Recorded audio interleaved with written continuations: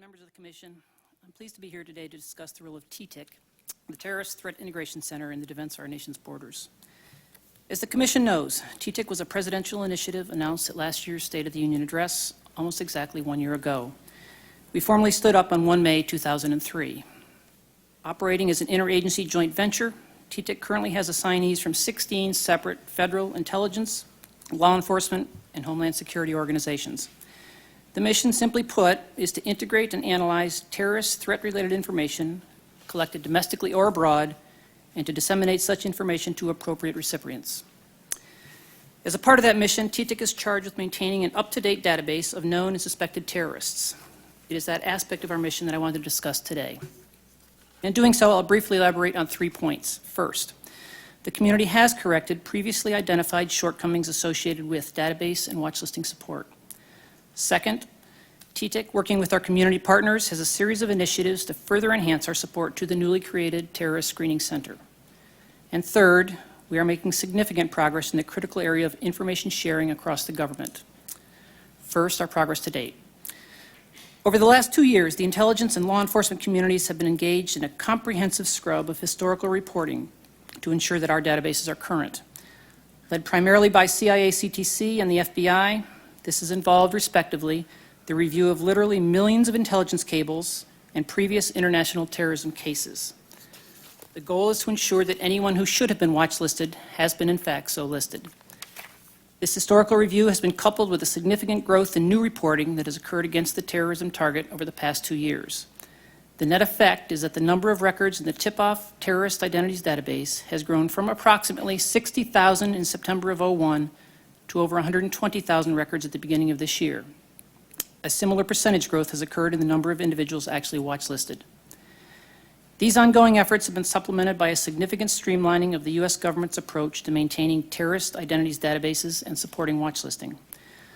Homeland Security Presidential Directive 6, signed in September of 2003, assigns to TTIC and the newly created Terrorist Screening Center precise responsibilities.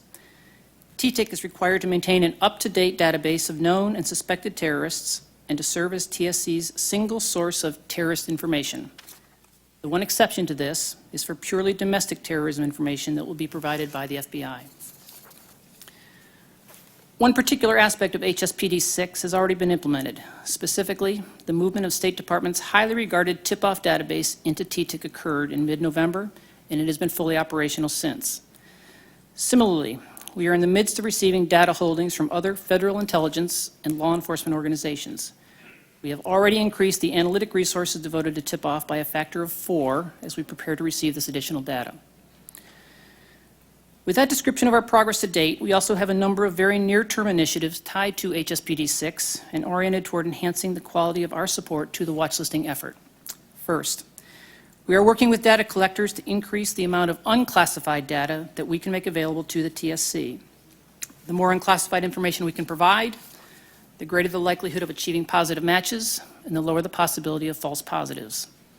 Second, we will be receiving additional FBI officers this spring and will subsequently be adding to the database records on U.S. persons known or appropriately suspected of being involved in international terrorism. Third, under HSPD 6, the State Department is developing a proposal for enhancing cooperation with certain foreign governments to establish access to their terrorism screening information. And fourth, we have under development and will deploy this summer the initial version of a far more powerful database that will bring together all the disparate streams of international terrorist identities information. Operating with vastly more fields, all data will be XML tagged and will be postured to incorporate biometrics. Significant program resource growth accompanies this initiative. Mr. Chairman, these initiatives are critically important because this is a very hard problem. Despite our best efforts, a names-based terrorist identification system has inherent limitations. Under any circumstances, the potential for false positives is high. But with foreign names, and particularly with Arabic names, the challenges are even greater.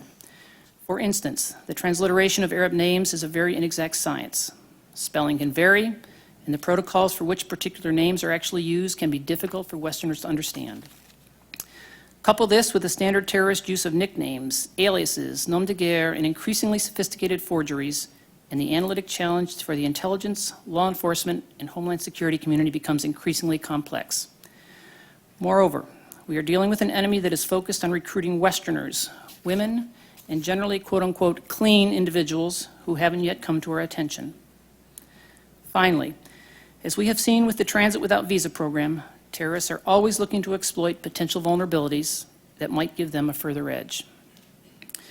For all these reasons, the community is leveraging experience to build new organizations, develop new methods and techniques, and deploy advanced technologies and tools that are required to respond to this exceptionally difficult challenge. And that brings me to the third and final issue I want to briefly address this afternoon, the subject of information sharing. There is no question that TTIC's ability to establish and maintain a database of known and suspected terrorists is directly related to a free flow of relevant information across the government. While there is undoubtedly room for improvement, substantial progress has been made since 9/11. To begin with, a solid legal and policy framework for information sharing has been put in place since 2001. The Patriot Act, the Homeland Security Act, the presidential decision to create TTIC, the Information Sharing Memorandum of Understanding, and HSPD 6 have all played a critical role in driving the improvements in sharing terrorism-related information. A few metrics provide a useful comparison. First, we have seen a substantial growth in reporting on terrorism and WMD matters in the last 2 years, roughly 250%. In September 01, we received approximately 900 cables per day. In January 04, that figure had grown to about 2,200 per day. The second useful metric relates to the use of ORCON, originator-controlled information. This can be a major impediment to the free flow of information. In September 01, over 11% of all our reporting was ORCON. In January 04, that figure had fallen to roughly 6%. And the third useful metric relates to the use of tear lines, the means by which material that must remain ORCON is nevertheless sanitized to allow for further dissemination. From September 01 to January 04, tear line utilization increased by almost 70% in the community. Is information sharing fixed? Certainly not, but huge strides have been made.